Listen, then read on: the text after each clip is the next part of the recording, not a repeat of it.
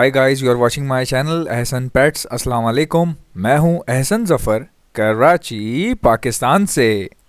तो गाइस, आज मैं आपको बताऊंगा वो फैक्टर जो कि आपकी ब्रीडिंग को तबाह कर सकता है। जितने भी ब्रीडर्स हैं उनके आपस का माहौल ख़राब कर सकता है। मार्केट पूरी जो है ना वो क्रैश कर सकती है, क्रश हो सकती है बिल्कुल। उसकी वजह मैं आपको बताता हूँ। सबसे बड़ी वजह क्या है? देखें, ब्रीडिंग के काम में सबसे ज़्यादा कीमती चीज़ होती है भरोसा।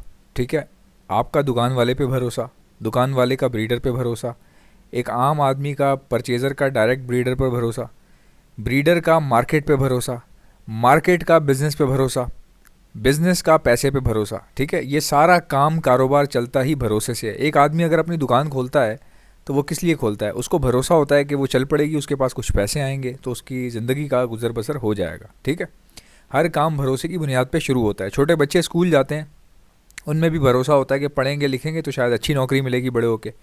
हर काम, हर चीज़ उम्मीद पे डिपेंड करती है। ये उम्मीद ही होती है जो इंसान को आगे ले जाती है। जिन लोगों में उम्मीद नहीं होती, या अगर आपको ऐसा लगता है कि आप कोई भी काम बगैर सोचे समझे शुरू कर रहे हैं, तो हो सकता है आप कामयाब तो हो जाएं, लेकिन एक टारगेट ज़रूर होना चाहिए, या एक भरोसे वाला एलिमेंट होता ही होता है। तो ये भरोसा जो है ना वो एक ही तरह से टूटता है ऐसे है जेलिसी। ब्रीडिंग के अंदर जेलिसी सबसे ख़तरनाक मोड़ है। अगर आप आपस में एक दूसरे से जलते हैं, मिसाल के तौर पे मैं आपको बताता हूँ। देखें, जेलिसी का मैं जिक्र क्यों कर रहा हूँ? क्योंकि हर जगह जहाँ पे लोग पाए जाते हैं वहाँ पे हसद, जलन, जेलिसी, ये सब चीज़ें होती हैं। एक ब्रीडर का किसी दूसरे ब्रीडर के मुतल्लिक दिल में जेलिसी रखना, या दिल में बुग्ज़ रखना, या दिल में बुराई रखना, ठीक है, ये सारी चीज़ें जो हैं वो जेलिसी में आती हैं। अब जेलिसी क्या क्या होती है?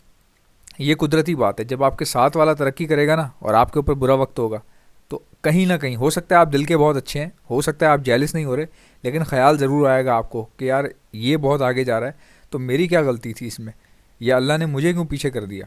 ठीक है, तो ये भी एक तरह की जेलिसी होती है। अगर आप उसको शो नहीं करवा रहे बट आप अपने दिल में तो रख रहे हैं। तो जो बंदा दिल में अपने बुराई रखता है किसी दूसरे के लिए, ठीक है, दूसरों की खुशी में खुश होना सीखें, वरना लोग आपको अपनी खुशियों में बुलाना छोड़ देंगे। ठीक है, अकेले पड़ जाएंगे आप। तो लोगों के साथ मिलकर रहना बड़ा ज़रूरी होता है। पहले हम भी लोगों की परवाह नहीं किया करते थे, लेकिन फिर हमारे घर वाले बड़े बूढ़े बच्चों को समझाते हैं कि बेटा देखो, मरने के बाद भी 4 लोगों की ज़रूरत पड़ती है। यानी कि तुम जब मर जाओगे तो लाश पड़ी रहेगी, सड़ते रह जाओगे। 4 लोग बहुत ज़रूरी होते हैं। अगर किसी से सलाम दुआ रखी होगी तो शायद 4 लोग आके उठा के दफना के चले जाएंगे। समझ रहे हो बात को? ये बात होती है।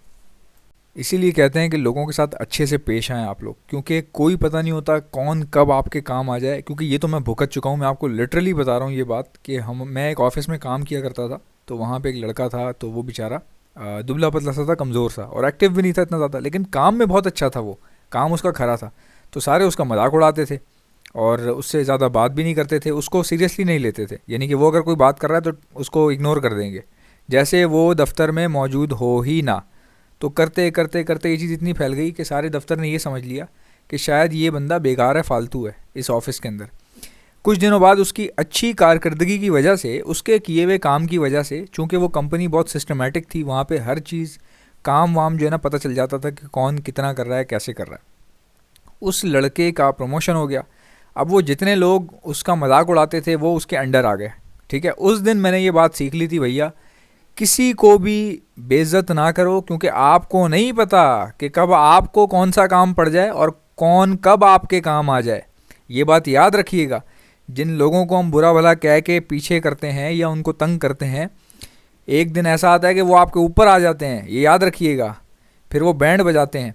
तो इसलिए हमेशा सबसे बना कर रखें। मकसद कहने का ये नहीं है कि आप डरें किसी से या किसी के लिए जो है ना दिल में खौफ रखें, ऐसा कुछ भी नहीं है। मकसद सिर्फ़ और सिर्फ इज़्ज़त करना और करवाना है। अगर आप किसी की इज़्ज़त करेंगे तो वो बंदा भी ज़ाहिर है आपको मारेगा थोड़ी, वो भी इज़्ज़त ही करेगा ना आपकी। तो इज़्ज़त से इज़्ज़त फैलती है। ठीक है, अपनी भी इज़्ज़त कायम रखें, दूसरों की भी कायम रखें। बड़ा अच्छा असूल है ये, मार्केट ऐसे ही चलती है। अब जेलिसी के फैक्टर बताता हूँ आपको। जेलिसी इतनी गंदी चीज़ है ना, ये बंदे को अंदर से ख़त्म कर देती है, तबाह कर देती है। ये दिमाग के ज़रिए पहले आपके दिमाग को पकड़ती है, उसके बाद बाकी हिस्सों को पकड़ती है। कैसे पकड़ती है? आपका दिमाग आपको बताएगा यार तेरे पड़ोसी ने गाड़ी ख़रीद ली, तू क्या कर रहा है, तेरे पास तो गाड़ी भी नहीं है, उसकी गाड़ी देख कितनी अच्छी है। अब जब तू चलेगा तो कितनी शर्म की बात है कि तेरे पड़ोसी के पास गाड़ी है बट तेरे पास नहीं है। तो कुछ ऐसा कर तेरे पास भी गाड़ी आ जाए। अब वो बंदे का दिमाग बंदे को चला रहा है। अब वो बंदा सोच रहा है कहाँ से लाऊं, हालांकि हो सकता है उसका बजट ही ना हो गाड़ी लेने वाला, या ये भी हो सकता है कि गाड़ी उसकी ज़रूरत ही ना हो, यानी उसके काम ही ना आनी हो, ज़रूरत ही ना हो गाड़ी की उसको, लेकिन अब क्या है कि चूंकि बराबर वाले ने ले ली है तो दिमाग चलेगा चलेगा, कैसे लें हद तक कोशिश करेगा, अगर नहीं ले पाएगा तो फिर उसकी गाड़ी को नुकसान पहुंचाएगा। कैसे? चाबी फेर दी, तंग कर दिया उसको, शीशा तोड़ दिया उसका, या पंचर कर दिया, या कुछ कर दिया इस तरह से। तो ये वो चीज़ होती है जो आपका टाइम बर्बाद करती है। हो सकता है कि आपने उससे ज़्यादा आगे जाना हो आगे जाके, लेकिन चूंकि आप अपना टाइम ज़ाया कर रहे हैं दूसरों के साथ उसको तंग करने में या उसको पीछे करने में, ये होती है जेलसी।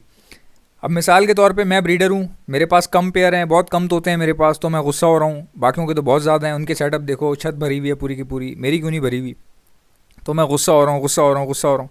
ठीक है, ये चीज़ जो है ना, ये जेलसी होती है। अब मिसाल देता हूँ मैं आपको, एक और मिसाल देता हूँ।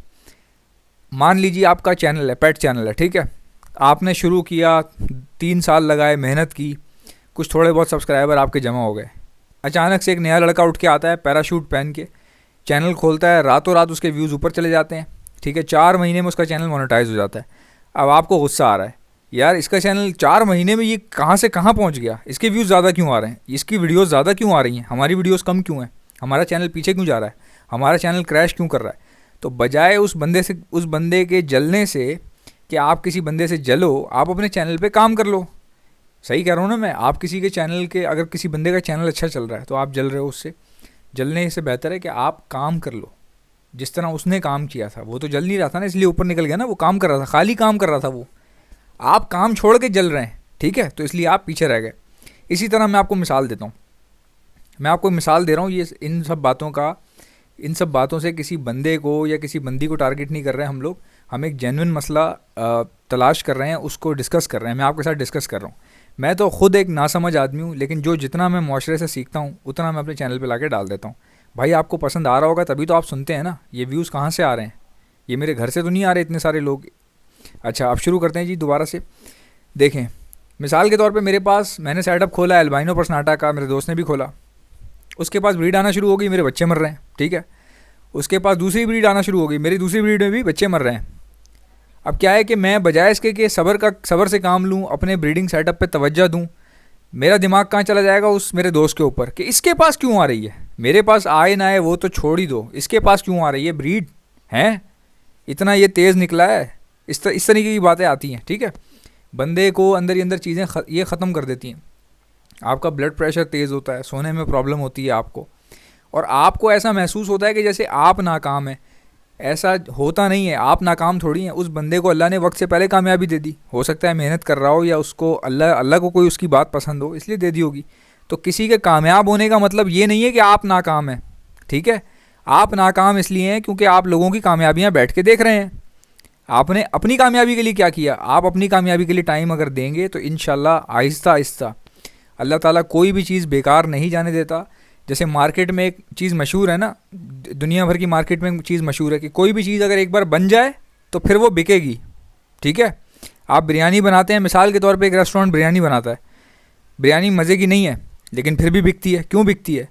अल्लाह उस रिस्क को ज़ाया थोड़ी होने देगा, कहीं ना कहीं से बंदा ढूंढता हुआ आ जाएगा आपके पास। या रात को 12 बजे, बल्कि 12 बजे का कराची में 10 बजे बिरयानी ख़त्म हो जाती है अच्छे से अच्छे रेस्टोरेंट की, तो भाई हो सकता है कि 10 से 12 के बीच में आपकी बिरयानी बिक जाए।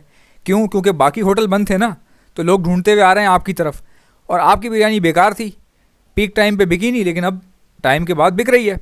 तो हर बंदे का रोज़गार लिखा हुआ होता है, इंसान का रोज़गार उसे ऐसे ढूंढता है जैसे उसे उसकी मौत ढूंढ रही हो। ये हज़रत अली का कौल है।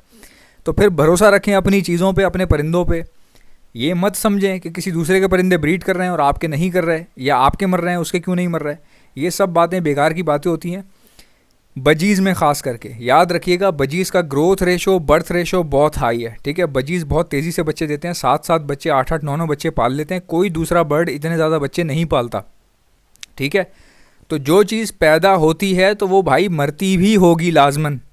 बजरी 10-10 दाना एक दिन में मरता है लोगों का, फेंकते जाते हैं, काम करते जाते, काम नहीं रोकते। क्यों नहीं रोकते? मैंने पूछा यार तुम्हारे 10 दाने डेली बेसिस पे मर रहे हैं तो काम कैसे चला रहे हो? कह रहा है भाई मेरे पास पट्ठे भी तो देखो ना, 200-200 निकल रहे हैं महीने के, तो अगर 10-10 मर रहे हैं तो उससे मुझे फ़र्क नहीं पड़ता ना, बाकी तो बिक जाते हैं सारे के सारे। और जैसे ही वो बिकते हैं किसी दूसरे का नसीब उसके हाथ लग जाता है, फिर वो वहाँ मरते भी नहीं है। ऐसा भी होता है कभी कभार। तो बहुत सारी चीज़ें, फैक्टर इन्वॉल्व होते हैं। भरोसा सिर्फ अल्लाह पे रखें। ये तोतों की क्या औकात है, आपको ये क्या देंगे? कमाई तो रोज़गार तो अल्लाह देता है ना। जब अल्लाह पे भरोसा है तो बेकार से बेकार चीज़ चलना शुरू हो जाती है। लेकिन अगर आपका अल्लाह पे भरोसा नहीं है, अगर आपका इधर उधर ध्यान लगा हुआ है, या आप लोगों को जो है ना खींचने में लगे हुए हैं, या किसी दूसरे के बारे में सोच रहे हैं, तो इट मीन्स कि आप अपना टाइम ज़ाया कर रहे हैं, आप अपना जो टैलेंट है वो बर्बाद कर रहे हैं। तो मेरी ये दुआ है कि अल्लाह ताला हम सबको तौफीक अता फरमाए एक दूसरे को बर्दाश्त करने की। आई होप कि मेरी वीडियोज़ आपको अच्छी लगती होंगी। अगर आपको अच्छी लगती हैं तो लाइक कर दीजिएगा, और अगर आप मेरे चैनल पर नए हैं तो चैनल को सब्सक्राइब कर लीजिएगा। कोई इतनी बड़ी मौत नहीं आ जाएगी। आपसे मुलाकात होगी इंशाल्लाह नेक्स्ट वीडियो में। अल्लाह हाफ़िज़।